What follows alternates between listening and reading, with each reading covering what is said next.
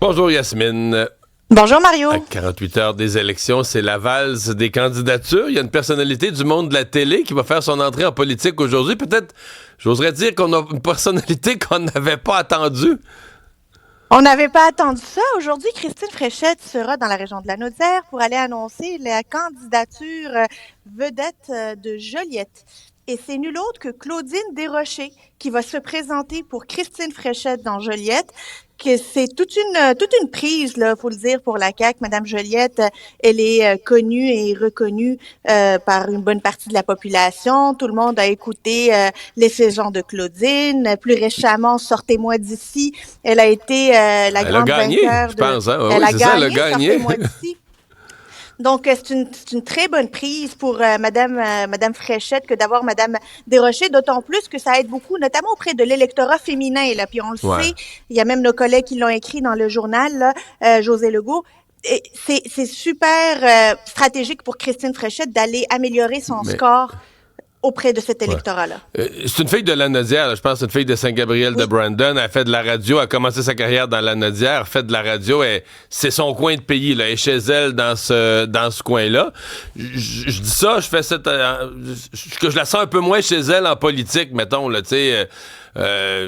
On la connaît pas, j'ai jamais parlé de politique avec elle, je l'ai croisée un certain nombre de reprises, elle m'a jamais abordé, ça me paraît un gros saut, c'est pas le genre de contenu, le genre, tu sais, dans ses discussions avec la population, là, tu sais, tout le monde l'aime, pis tout ça, là, tout à coup, du jour au lendemain, elle va avoir des ennemis, j'ai hâte de voir comment elle va gérer tout ça, j'espère qu'à mi-chemin dans la campagne, elle criera pas « Sortez-moi d'ici », là.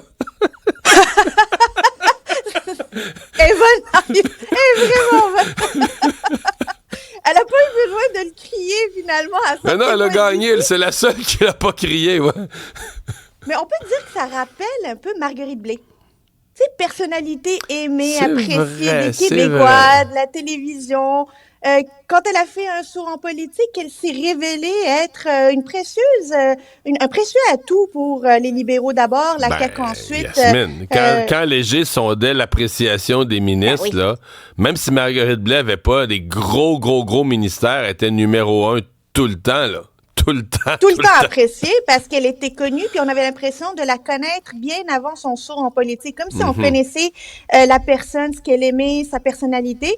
Un peu la même chose avec Claudine Desrochers. Est-ce que c'est la nouvelle personnalité la plus appréciée parmi les politiciens? Il va falloir, premièrement, qu'elle gagne ses élections, puis c'est à suivre.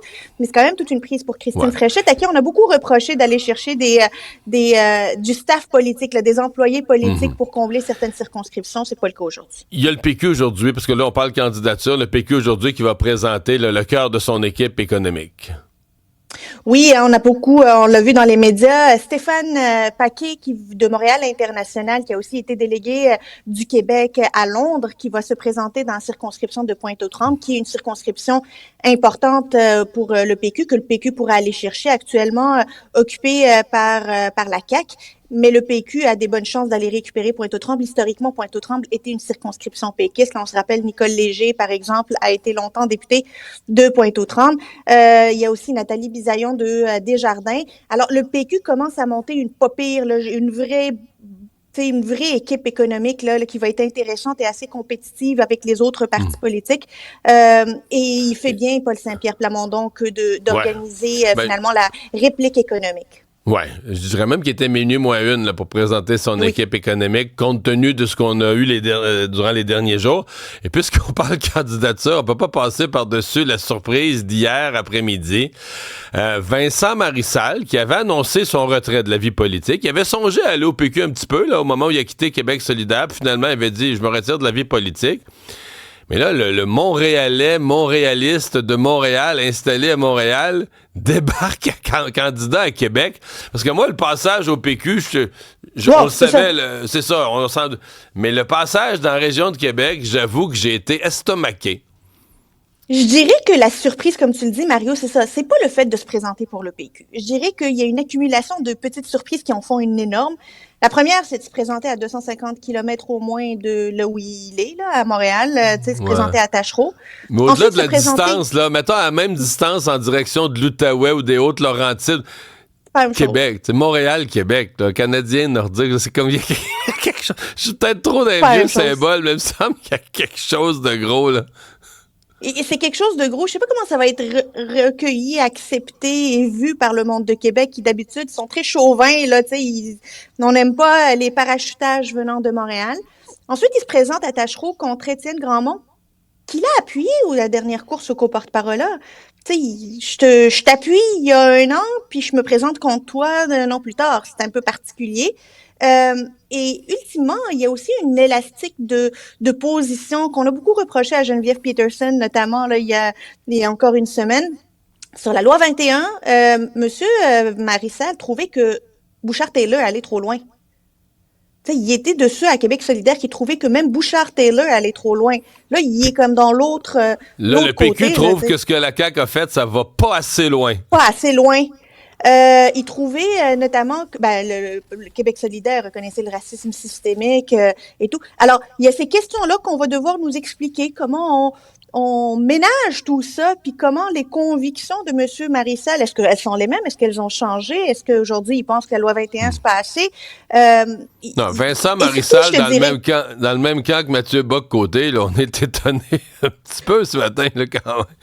Mais... Un peu, mais je tous dirais, les partis sont des coalitions, Yasmine. Faut se le mettre en tête. Tous les partis sont des coalitions.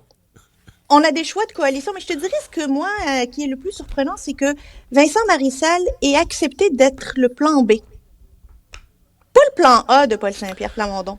Mais c'est vrai, parce que c'est le comté Tachereau où la candidate a pris, quand Paul Saint-Pierre Plamondon a soumis l'affaire, la date là, du départ de Trump, son référendum, Jeanne Robin a quitté là, dans Tachereau. C'est la seule, en fait, péquiste qu'on a su qui était déçue de ça. Supposément qu'il y avait d'autres raisons sous-jacentes, mais en tout cas, elle a choisi ce moment-là pour quitter. Ouais, puis sondage ce matin, donc oui. Mauvaise nouvelle pour Québec solidaire, mauvaise nouvelle pour le Parti libéral, bonne nouvelle pour Christine Fréchette. Oui, très, très bonne nouvelle pour Christine Fréchette et très, très mauvaise nouvelle pour le Parti libéral du Québec. Christine Fréchette qui prend 3 points dans le national. Chez les francophones, elle est à 26%, alors que le PQ demeure en tête là à 38%. C'est quand même important. On parle le PLQ à 14% chez les francophones. Ça, c'est pas assez. Et je dirais que même si chez les francophones, ils ont gagné 1 point par rapport au dernier sondage là du mois d'août, ce qui est les lumières rouges du Parti libéral, il y en a plusieurs. Là. C'est un sapin de Noël de lumières rouges pour le Parti libéral. Chez les 18-34, dans le dernier sondage, ils étaient premiers. Ils sont maintenant 2e après le PQ. À Québec, ils sont 4e. Chez les non-francophones, Mario... Mais ça, à Québec, là... Moi, je me souviens, le printemps passé, là, à un certain moment, je pensais que les libéraux pouvaient rêver une percée dans la région de Québec. Ils avaient annoncé René Verrette, qualité de candidature. Finalement, bon, le meilleur... ils ont encore des bons candidats, mais le meilleur s'est retiré de la course. Et que veut pas, quand le cheval de tête passe, ça affecte tout le reste. Puis là, ils se retrouvent 4e d'un sondage dans la région de Québec. 4e chez les francophones, Mario. Parce que M. Duhem dépasse aujourd'hui les libéraux chez les francophones. Ouais, mais lui, ça va bien, ses affaires, là. Ça va très bien, ses affaires. Dans la région de Québec, ça va bien. Chez les francophones, ça va bien. Les libéraux, là, je te dirais, chez les non-francophones, là, normalement, c'est supposé, habituellement, ils sont autour de 70%. Ils sont à 50%, Mario. Ils ont perdu 5 points depuis le dernier sondage. Ouais. Fait que même chez leur clientèle habituelle, il y a des lumières rouges qui allument partout. Ouais. Alors, il va falloir un sérieux coup de barre chez les libéraux. À suivre. Merci, Yasmine.